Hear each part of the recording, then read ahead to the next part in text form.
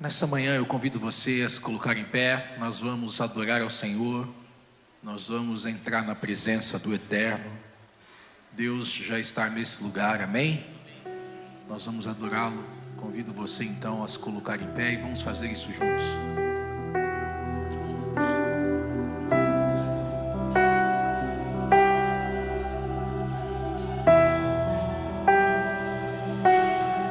Deus de Israel, Cristo Jesus, habita em mim, Espírito luz. Deus de Israel,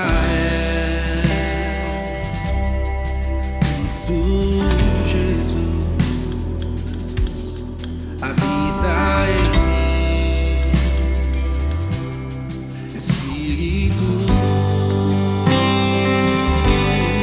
Grande é o teu nome, ó Deus de Israel, pois tu criaste a terra e o céu. Hoje tua glória invade meu ser. Aleluia, aleluia,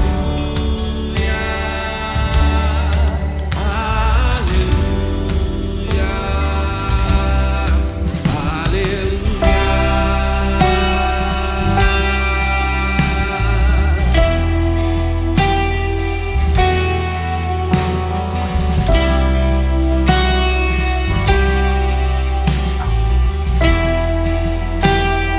Deus de Israel, Cristo Jesus, habita em mim, Espírito luz.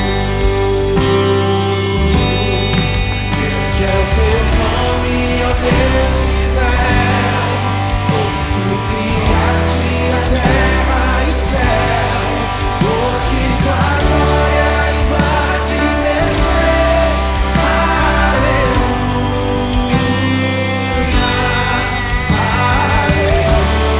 aleluia,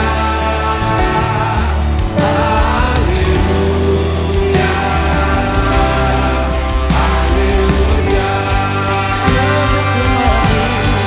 Grande é o teu nome, ó Deus de Israel, pois tu criaste a terra e o céu. Hoje tua glória invade meu ser. Aleluia,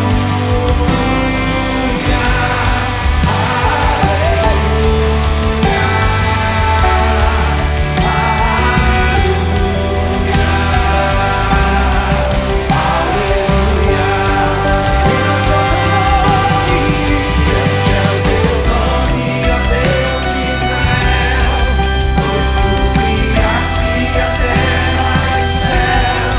Hoje tua glória invade meu ser.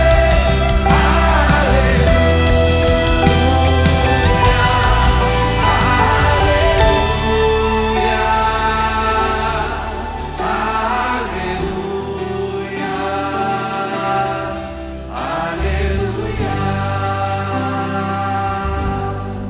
Deus de Israel, Cristo Jesus, habita em mim, Espírito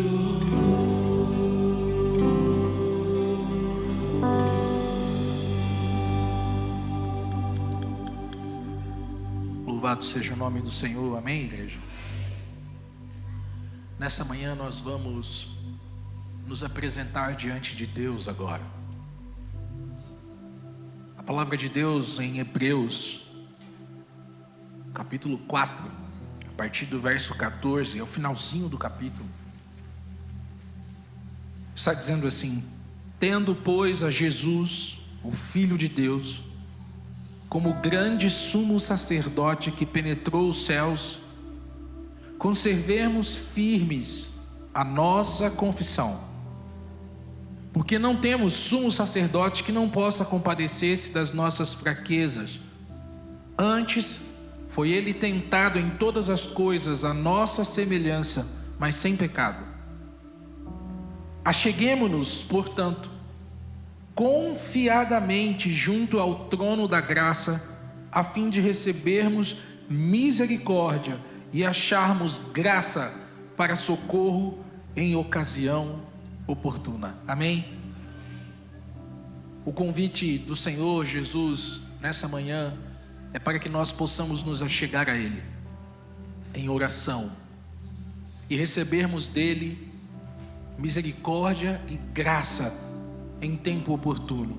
Deus é bom e nos concede o privilégio de estarmos na sua presença. Aqueles que podem, por favor, se ajoelhem nesse momento. Os demais podem ficar como estão.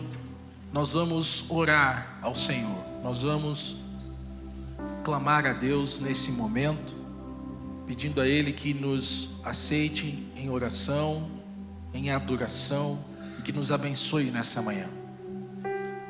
Deus e Pai, nessa manhã, em nome de Jesus, nós nos encontramos aqui na Tua casa, Senhor. O Teu povo se reúne mais uma vez nesse lugar, e aqui cremos que o Senhor fala, aqui cremos que o Senhor se manifesta através da Tua palavra, através da Tua presença, através do Teu Espírito. Pai, nessa hora nós nos colocamos na Tua presença, mas nós não somos dignos, somos pecadores, somos falhos, somos fracos, somos frágeis. Mas cremos que o Teu sangue nos purifica de todo pecado, de toda injustiça e nos coloca aptos diante do Teu trono. Então, lavados e remidos pelo sangue de Jesus, nós nos colocamos aqui e nos dirigimos ao Senhor em oração. Te pedimos que o Senhor contemple todos os pedidos acumulados no nosso coração, as pessoas que nos cercam. Nós oramos também, Senhor, por esse planeta, tantos países em guerra, conflitos, gente sendo morta, mas nós cremos, Senhor, que Tu tens o controle de todas as coisas, e o Senhor pode resolver todo e qualquer conflito. Tu és o Deus soberano sobre todas as coisas, Pai. Nós nos lembramos também daqueles que estão enlutados, daqueles que estão doentes. Há pessoas que estão sofrendo agora no leito de hospital, gente da nossa comunidade, gente que poderia estar aqui, mas não está. Que o Senhor possa estender a Tua mão poderosa agora com cura, Senhor, livrando todas essas pessoas do mal, da doença, da dor. Sobre nós aqui, Pai, na Tua igreja, nessa manhã, nós Te pedimos que o Senhor derrame o Teu Espírito, que nos faça compreender a Tua voz, a Tua mensagem, a Tua palavra. Esteja entre nós aqui, Senhor, abrindo o nosso coração, nossa mente, nos fazendo voltar para o Senhor, nos fazendo entender, nos fazendo obedecer a Tua voz, Pai. Abençoa esta igreja, Senhor. Nós cremos que o Senhor está presente aqui. Cremos que o Senhor vai falar conosco hoje através da pregação da Tua palavra. Que seja assim, Pai. Nós oramos em nome de Jesus. Amém. Deus de Israel, Cristo Jesus, habita em mim, Espírito.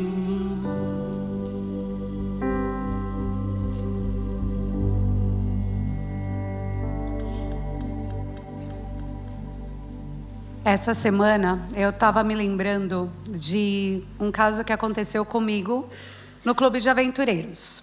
Para quem não conhece, o Clube de Aventureiros é um ministério criado por Deus, onde a gente trabalha com crianças de 6 a 9 anos e cada idade tem uma classe específica.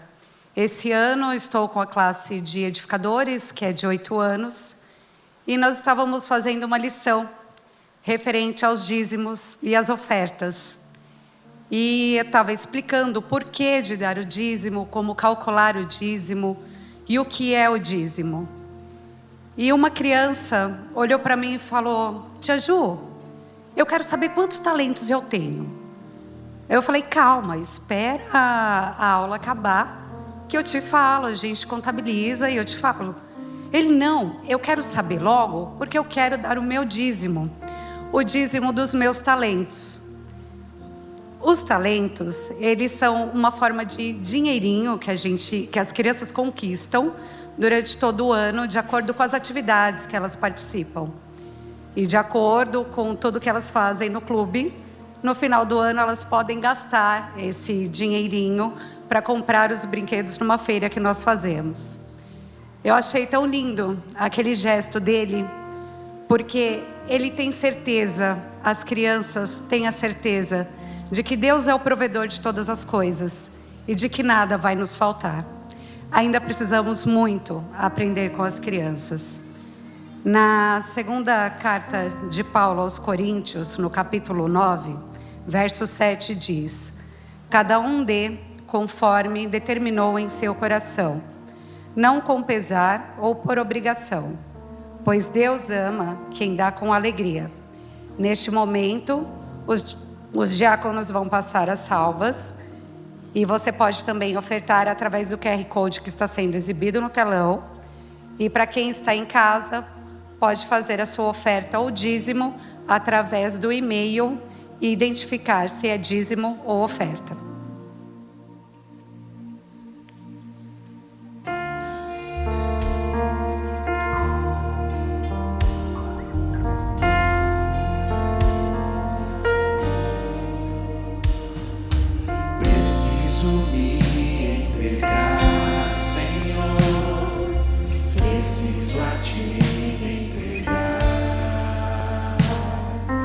Preciso ouvir tua voz a me falar.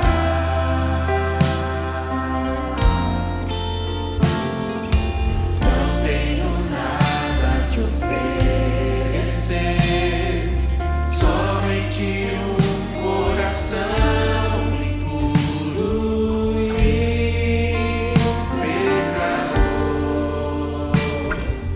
Mas aqui me aceita, Senhor.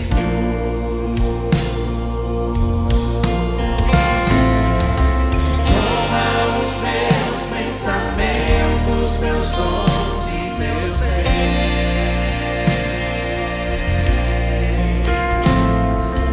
Toma o meu coração e tudo que ele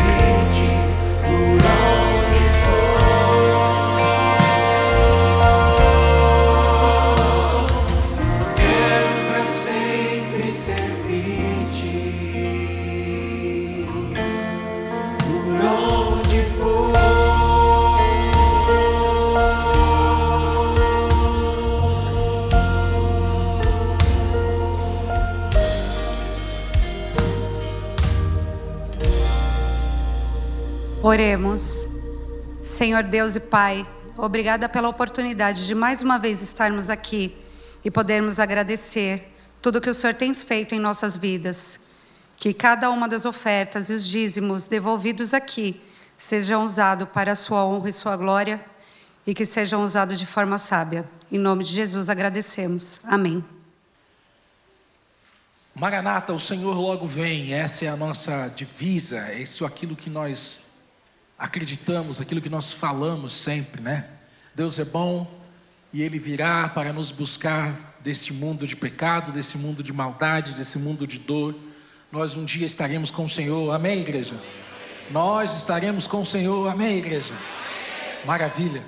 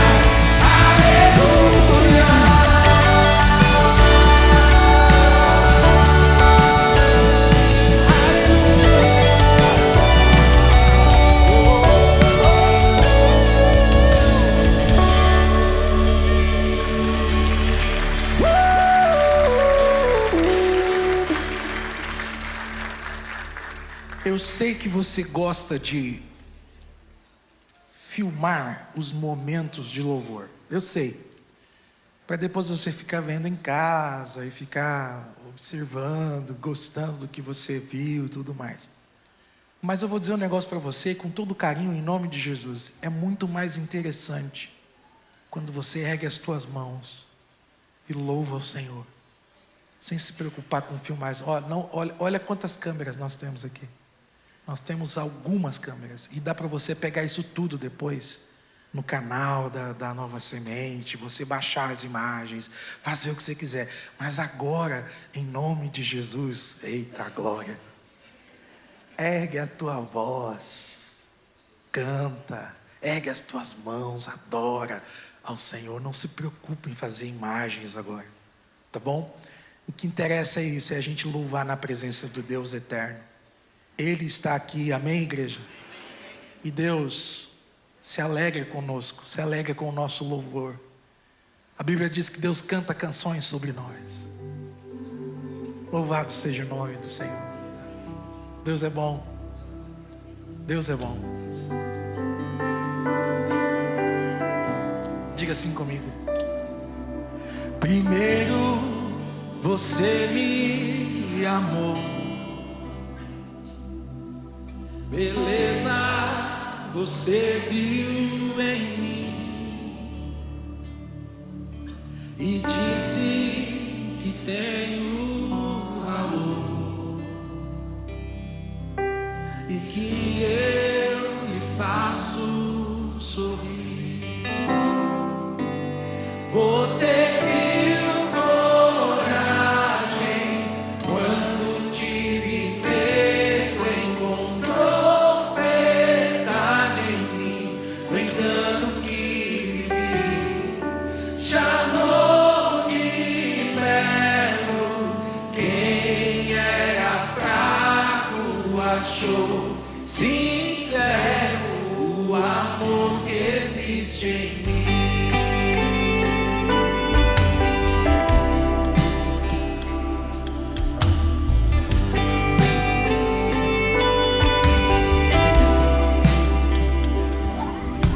No escuro do meu coração, você uma luz fez brilhar, cantou sobre mim uma canção, verdades que não vão mudar.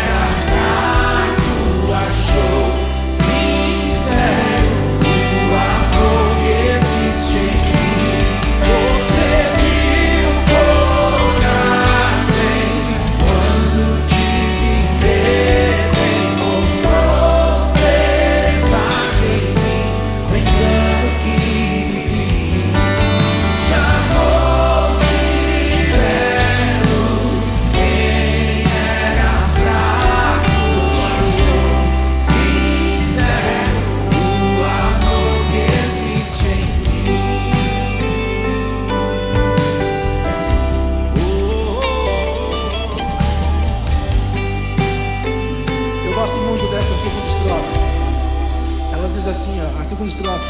No escuro do meu coração, você uma luz fez brilhar. Agora, cantou sobre mim uma canção, verdades que não vão mudar.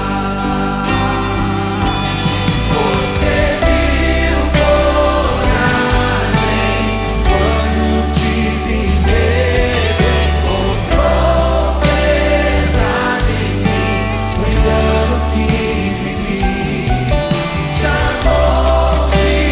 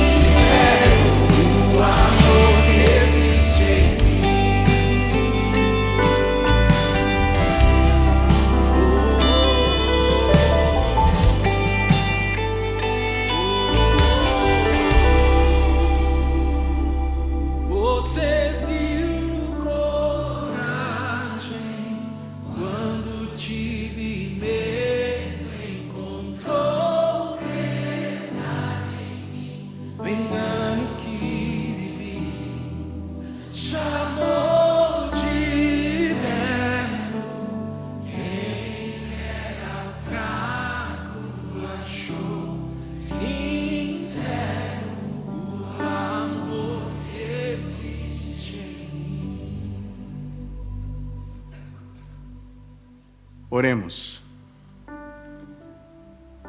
Soberano Deus, eterno Pai, nós louvamos e exaltamos o Teu nome, porque a Tua palavra nos diz que o Senhor é Deus por toda a eternidade. Maravilhoso Deus, nós queremos agradecer ao Senhor, que a Tua palavra diz que o Senhor olha para nós de um modo diferente. O Senhor não nos vê como nós nos enxergamos, como nós nos vemos. O Senhor não nos vê como as pessoas nos veem. E nós louvamos ao Senhor porque quando temos medo, quando estamos inseguros, o Senhor enxerga em nós aquilo que podemos ser pela Tua graça, pelo Teu poder. Nós queremos Te agradecer, bom Deus e Pai, por tamanho amor, por tanta misericórdia. Suplicamos a Ti, bom Deus e Pai, que Tu continues falando conosco, através da Tua palavra, assim como fizeste através dos louvores. E tudo isso pedimos e agradecemos em nome de Jesus, o nosso Senhor e Salvador. Amém.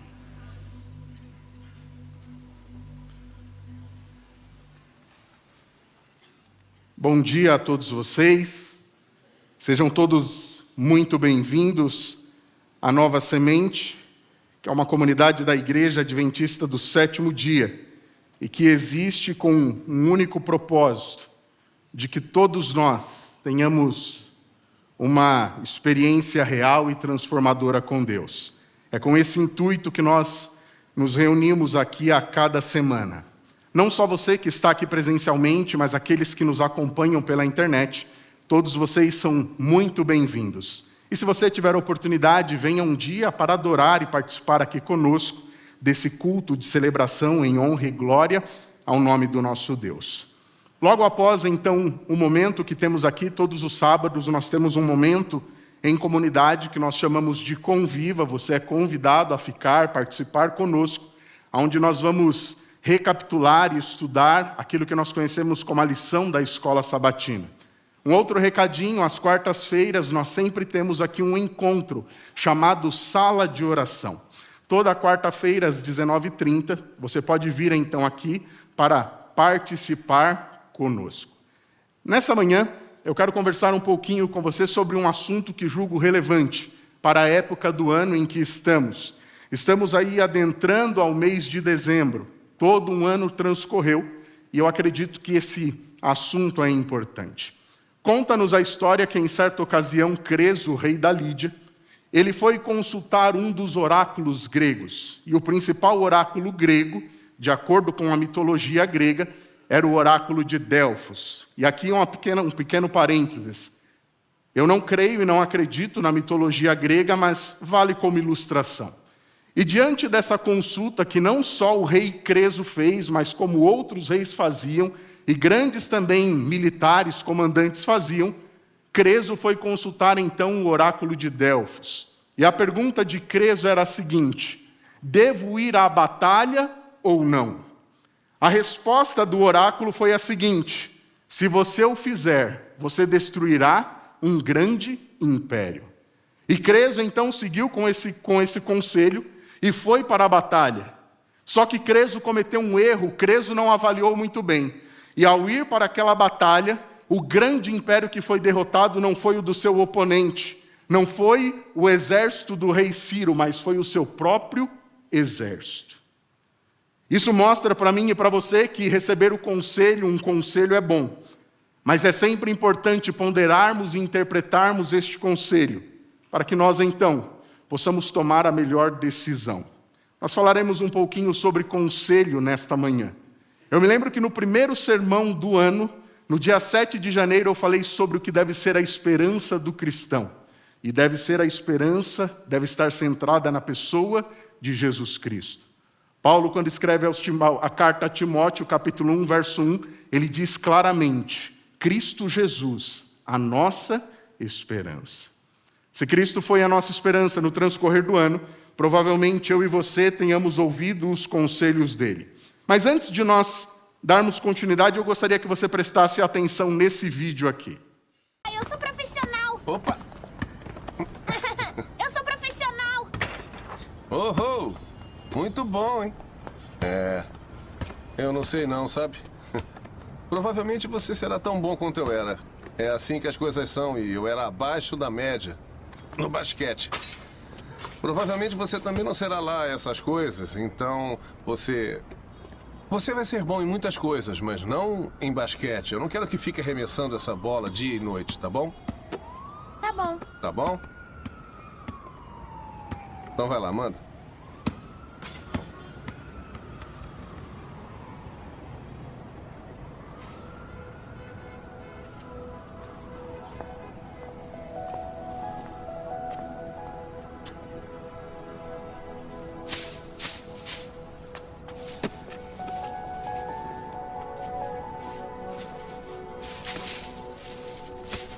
Ei.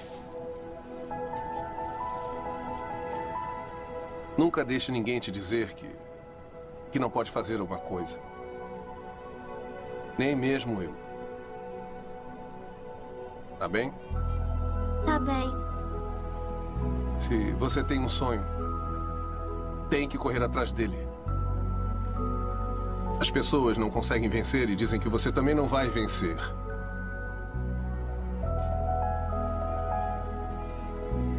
Se você quer uma coisa, corre atrás.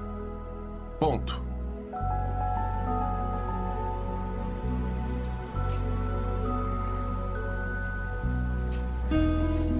Vamos. Muito bem. Esse é um filme bastante conhecido, o filme A Procura da Felicidade. E nós vemos nesse filme que Chris Gardner ele chega num ponto muito difícil da sua vida. Ele perde o seu emprego, ele perde a sua esposa e fica vivendo exclusivamente com o seu filho. E nesse momento, então, de dificuldade, em uma das cenas mais impactantes, ele dá esse conselho para o filho dele. E o que é o conselho? O conselho é o parecer que uma pessoa transmite a outra. É um ensinamento, é uma lição. Quando pensamos na perspectiva de um conselho no que tange à coletividade, nós podemos ter um conselho que está relacionado a um corpo deliberativo, um grupo de pessoas que tomam decisões sobre algo. Trazendo isso para a administração pública, nós podemos entender que o conselho é um corpo consultivo, que também vai analisar algumas questões a respeito do que deve ser feito. Existem pelo menos duas grandes máximas a respeito de conselhos, máximas populares, e provavelmente você as conheça. A primeira delas diz o seguinte: se conselho fosse bom, não se dava, se vendia. Essa é uma máxima que vai para um extremo, dizendo, olha, não venha me aconselhar, isso não tem importância para mim. Eu não quero a sua opinião, eu não quero saber dos seus conselhos. Uma segunda máxima sobre conselhos, e eu confesso que eu e os meus irmãos particularmente ouvimos isso bastante dos nossos pais, diz o seguinte: meu filho, quem não ouve conselho, ouve coitado. Se você não ouvir os meus conselhos, Anderson, eu estou falando porque eu te amo, porque eu quero o seu bem. Pode ser que amanhã você venha a ouvir o quê? Coitado. Se de um lado alguns dizem que conselhos não devem ser considerados, por outro, essa segunda máxima indica e aponta para nós que os conselhos, sendo positivos, bons conselhos, eles são importantes. Mas pensando, quem sabe, em um equilíbrio entre essas duas máximas, Henri Davot de Thoreau, um grande escritor, historiador e filósofo, filho de franceses, mas que nasceu nos Estados Unidos, ele graduou-se em Harvard, e esse homem foi um homem influente. Ele escreveu um livro em 1849, e esse livro ele influenciou pelo menos 3 grandes homens que viveram nesse mundo: Mahatma Gandhi, Martin Luther King e Nelson Mandela. E pensando nessa questão de conselhos, esse homem disse o seguinte: o conselho é um remédio que não pode ser tomado em excesso. Isso significa para mim e para você que os conselhos sempre devem ser ponderados e analisados. Mas partindo para a Bíblia Sagrada, muito obrigado pela projeção do texto. O que será que a Bíblia nos fala sobre conselhos? Eu gostaria de ler com vocês e compartilhar esse primeiro texto, que está no livro do sábio Salomão, escrito pelo sábio Salomão, Provérbios, capítulo 11, versículo 14. Sem uma liderança sábia, a nação cai. Ter muitos conselheiros lhe dá o quê? Segurança. Queridos, isso é uma grande verdade, a história mostra isso para mim e para você.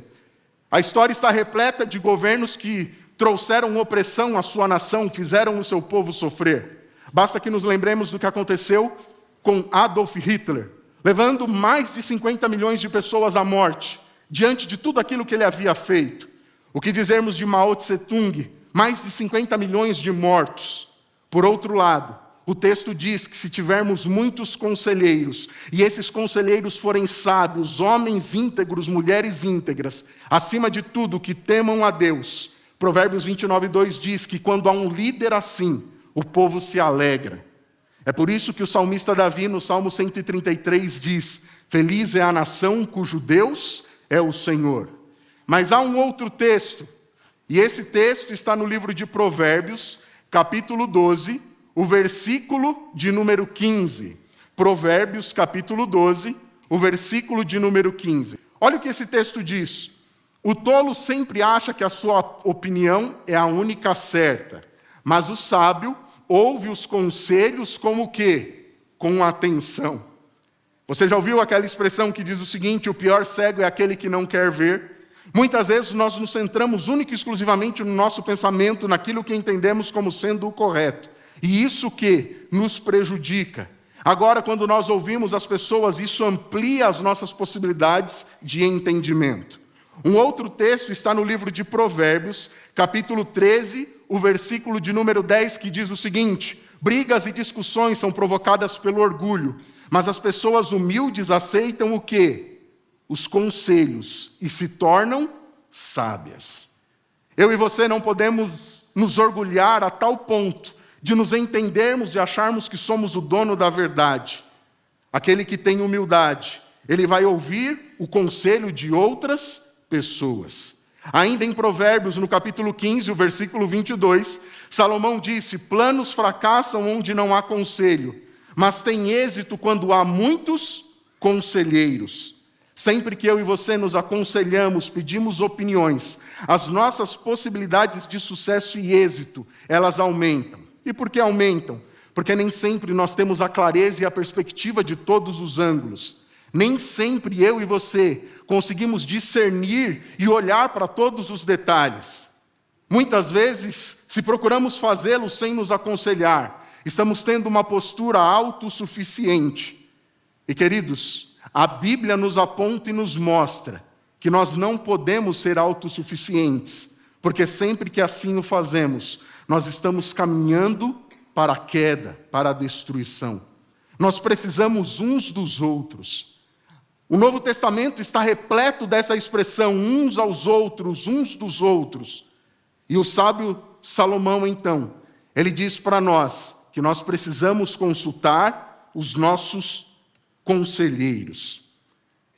Fechando esse ponto, olha que interessante o que o Provérbios 19:20 diz: obtenha todo o conselho e instrução que puder, e você será sábio para o resto da vida. Obtenha todo o conselho e instrução que você puder, e você será sábio para o resto da vida. Algumas versões chegam a dizer ali no finalzinho: busque toda a instrução, obtenha todo o conselho que você puder, e você será sábio a partir de então, de agora em diante. Esse texto mostra para mim e para você que a instrução e a sabedoria, elas caminham o quê? Elas caminham juntas. O conhecimento e a sabedoria caminham juntos. E por que isso é importante? A sabedoria procede da instrução. E a instrução é a base do quê? Da sabedoria. Infelizmente, houve um momento da história em que as pessoas supervalorizaram o conhecimento, supervalorizaram a instrução. E Augusto Comte chegou a dizer que o conhecimento era tudo. Mas a história aponta para mim e para você que, infelizmente, Augusto Comte estava errado. Porque no período em que o homem se achou e entendeu que o conhecimento era tudo, que isso lhe bastava, o conhecimento humano sem Deus conduziu a humanidade a 2 grandes guerras mundiais. Naquele período da história, queridos, havia muita luz na cabeça, mas pouca sabedoria no coração. O homem achou que o conhecimento seria tudo, mas isso não o que lhe bastava. Sem o temor e a sabedoria que provém de Deus. Eu e você vimos esses exemplos. E nós poderíamos ler muitos outros textos, onde a palavra de Deus evidencia para mim e para você a importância dos conselhos. Mas eu gostaria que você pensasse um pouquinho, refletindo nesse ano de 2023. Onde você buscou os seus conselhos? Qual é a fonte dos seus conselhos?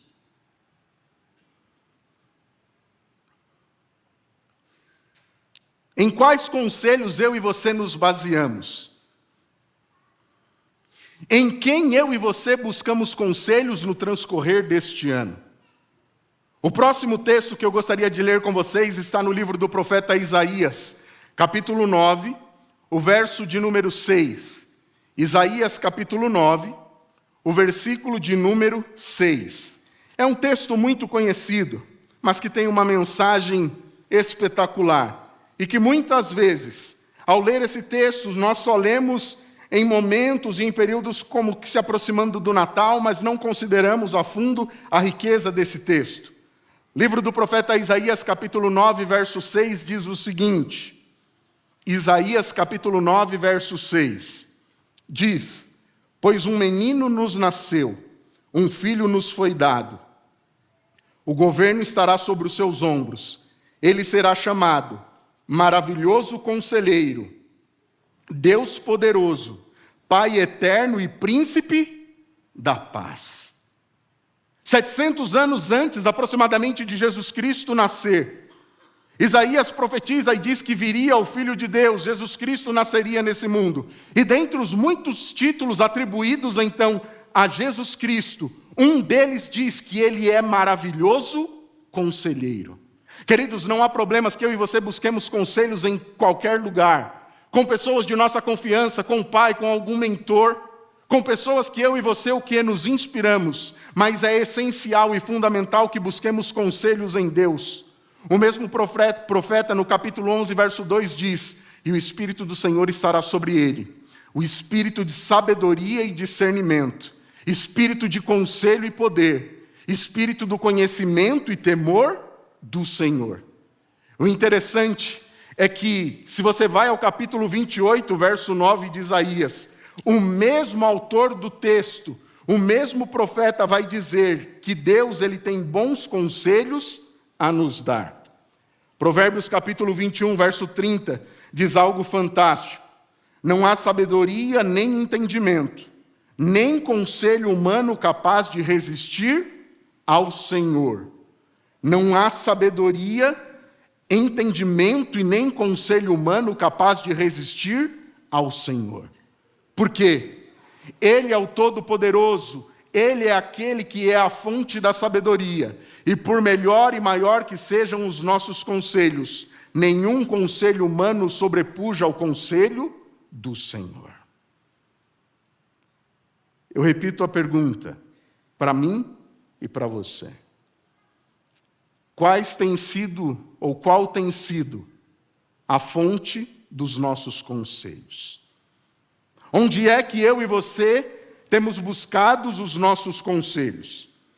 Acompanhe, por gentileza, livro de Esther, capítulo 4, verso 14. Esther, capítulo 4, o versículo de número 14. Esther, capítulo 4, verso 14.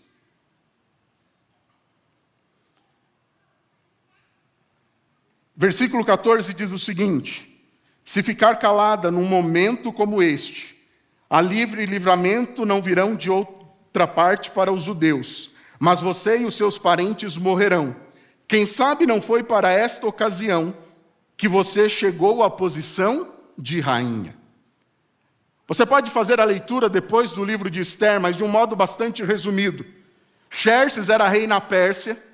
Ele então promove uma grande festa. Em determinado momento ele gostaria que a sua esposa desfilasse diante dos seus convidados.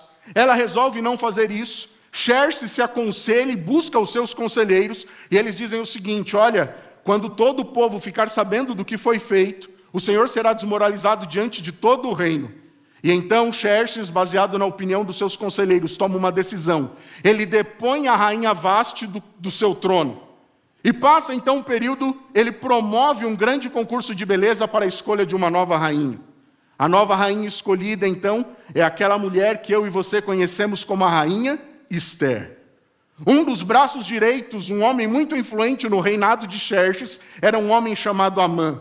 Amã odiava os judeus, em especial um judeu chamado Mardoqueu, porque normalmente aonde Amã passava as pessoas se prostravam em atitude de reverência, mas Mardoqueu não o fazia, porque ele entendia que aquela atitude que Amã queria era como se fosse uma reverência, reconhecendo-o como um homem digno de adoração, e Mardoqueu sabia que o único digno de adoração é Deus. Amã promove um grande plano para exterminar todos os judeus. Mardoqueu fica sabendo disso e manda o recado para a rainha Esther. E Esther fica numa sinuca de bico, mas como é que eu vou fazer isso? Como que eu vou comparecer diante do rei? Como que eu vou contar isso para ele? Será que ele vai acreditar naquilo que eu estou dizendo? Será que ele vai levar isso em consideração? Fato é que Mardoqueu manda um outro conselho para ela. E diz o seguinte: não pense porque você é rainha hoje, que você também não vai perder a vida.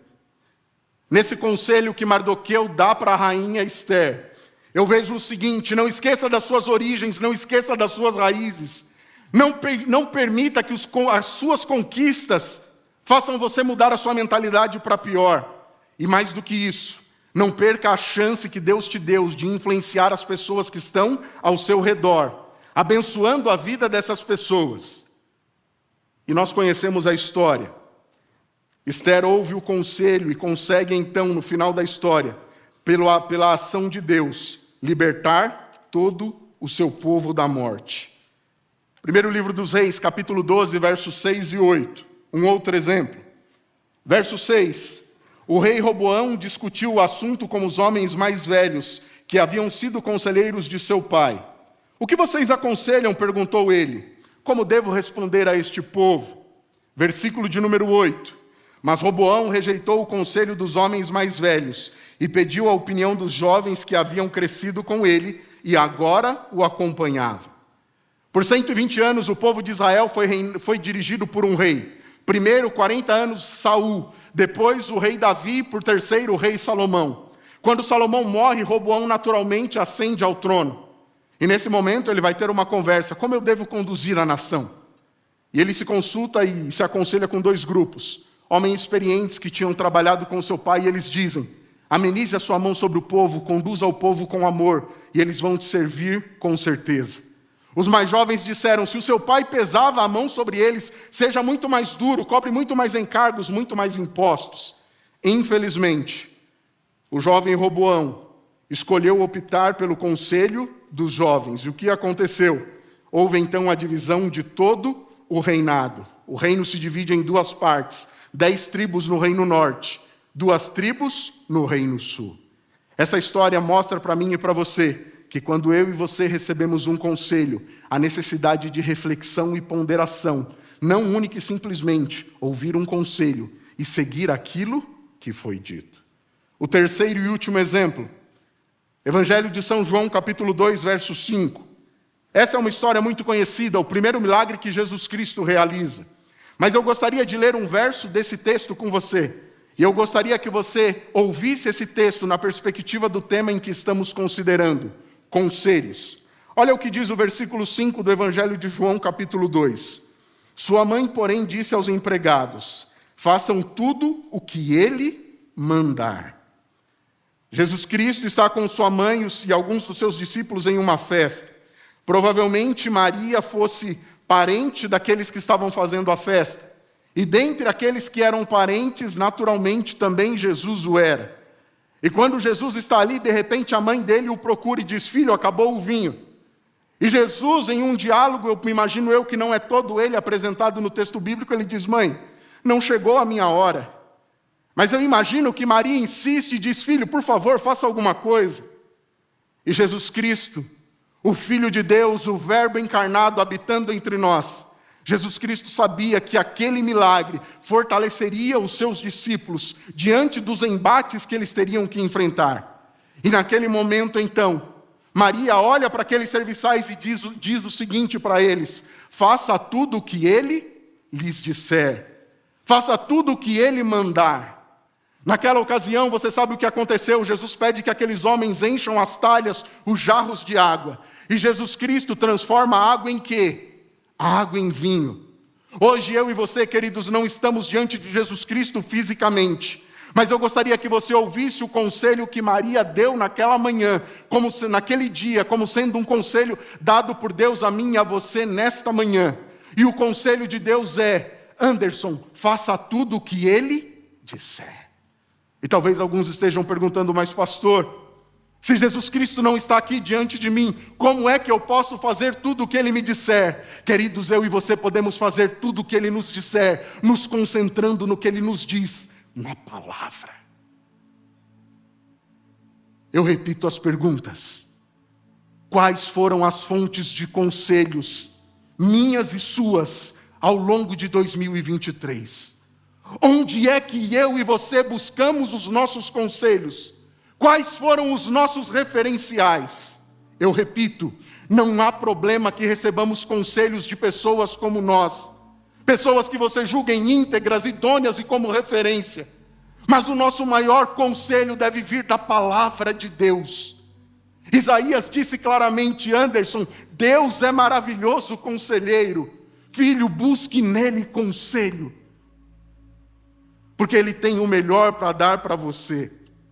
Queridos, se eu e você queremos ter uma vida feliz, abençoada, se eu e você queremos ter esperança, eu e você precisamos seguir o conselho e fazer tudo aquilo que ele nos diz.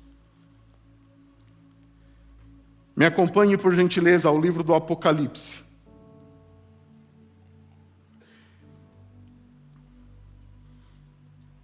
Capítulo 3. Versículo de número 18.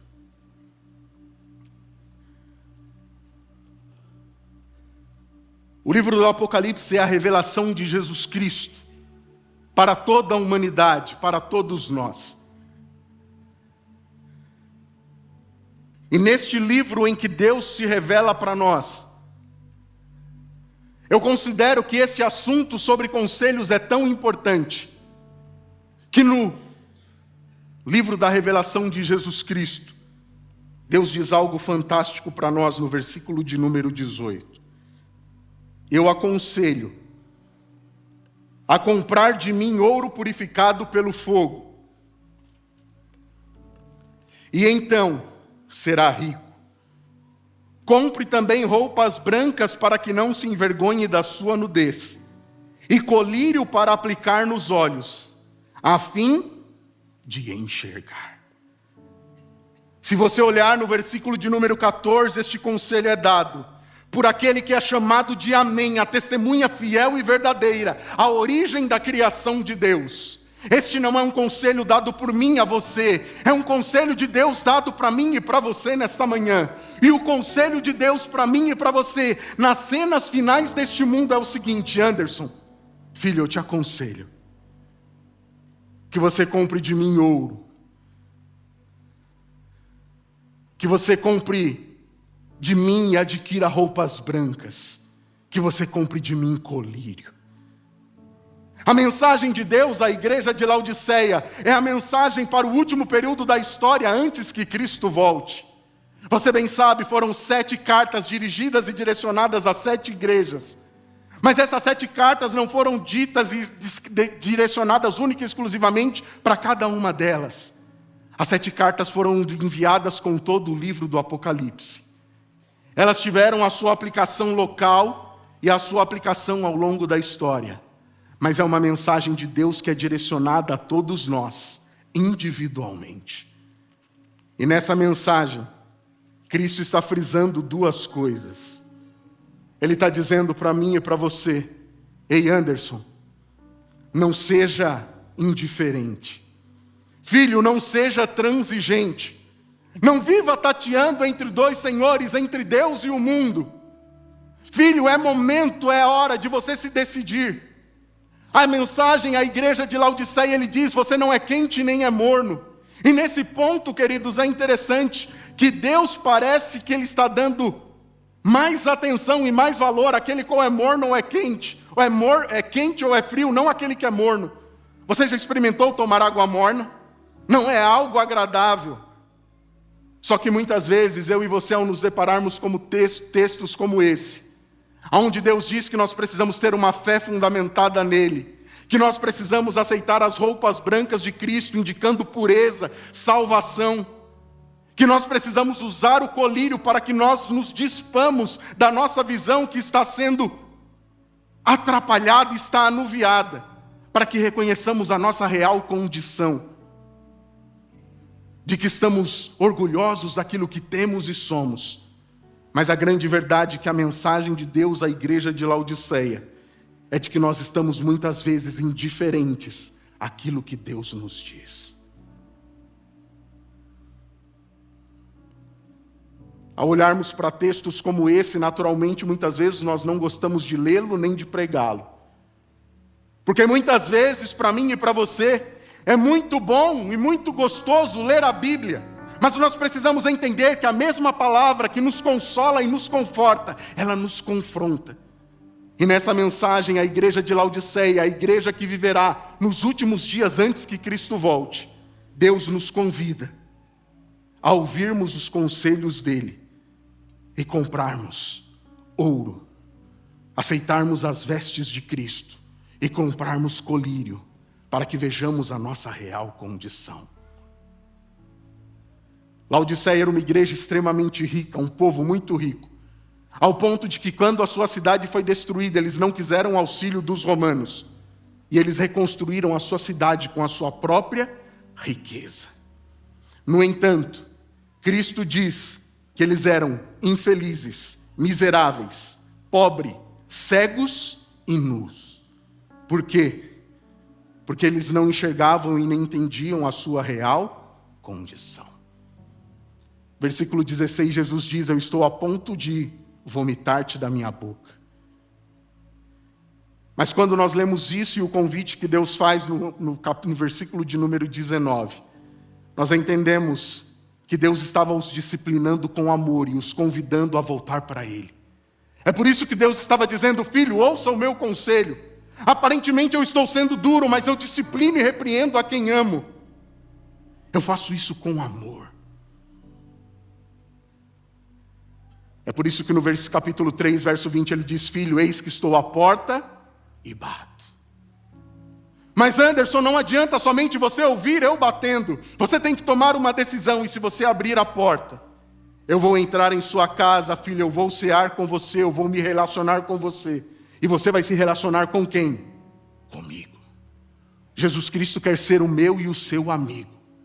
A prova disso é em que em João 15:15 ele diz: eu não chamo vocês de servos, eu não chamo vocês de escravos, mas eu chamo vocês de amigos, porque tudo que o meu Pai revelou, eu conto e revelo para vocês. Anderson, eu quero entrar em sua casa, eu quero cear com você, e você comigo. No versículo 22 de Apocalipse 3, Jesus Cristo mais uma vez nos aconselha e diz: ouça o que o Espírito diz à igreja. Ouça o que o Espírito Santo revela e manifesta para você. E filho, se você ouvir o que o Espírito te revela por intermédio da palavra, o resultado será um só. Você vai vivenciar e desfrutar aquilo que está descrito no versículo 21. Você vai viver comigo por toda a eternidade. Mas Anderson, não esqueça, não se iluda, é necessário que você se arrependa, que você mude, que você deixe de ouvir as vozes e conselhos do mundo, mas ouça a minha voz e procure viver de acordo com o que eu te apresento. Ouvir e viver os conselhos de Deus é viver os planos que Ele tem para mim e para você. Porque, queridos, como diz a música que o Ministério de Louvor cantará para nós, não há nada pode ser melhor que os planos de Deus, nada supera os conselhos e a vontade de Deus para mim e para você.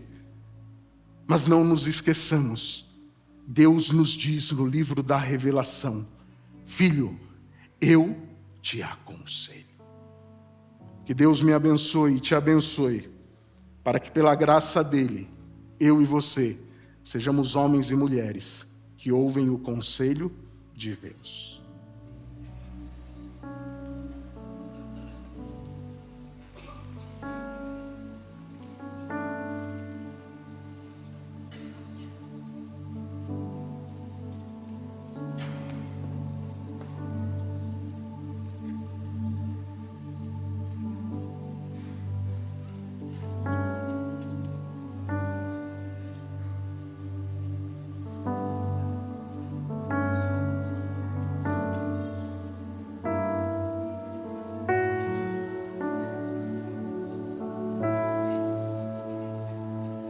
Se tudo se fez novo e eu te conheci,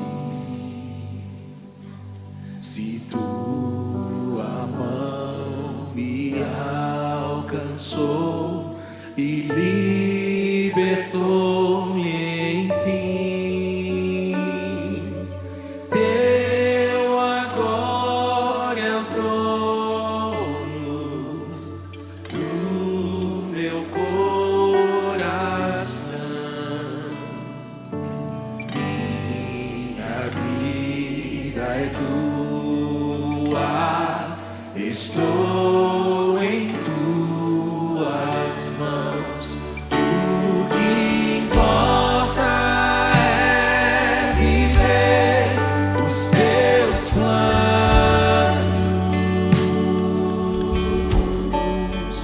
Nada pode ser melhor que os teus planos, Senhor.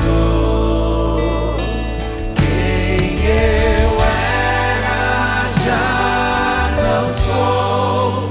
O controle já não é meu. Eu só quero é viver os teus planos.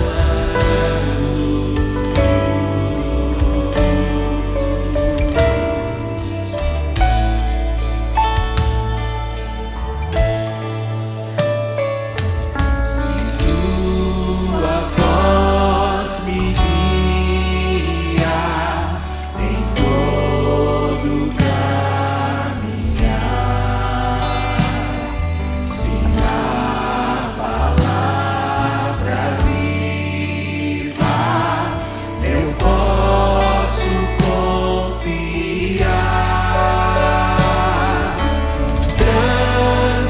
transformado eu sigo passos que são teus. Tua é minha vida, o teu amor é meu. O que importa é viver os teus planos.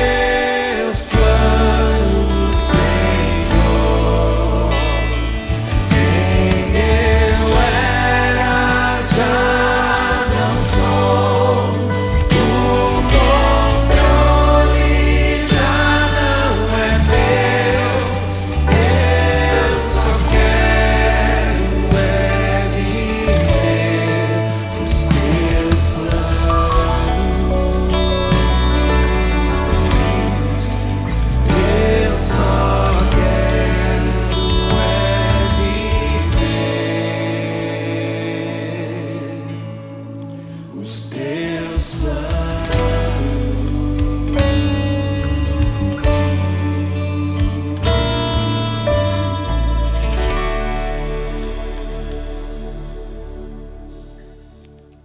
Maravilhoso Deus e Pai, como acabamos de cantar,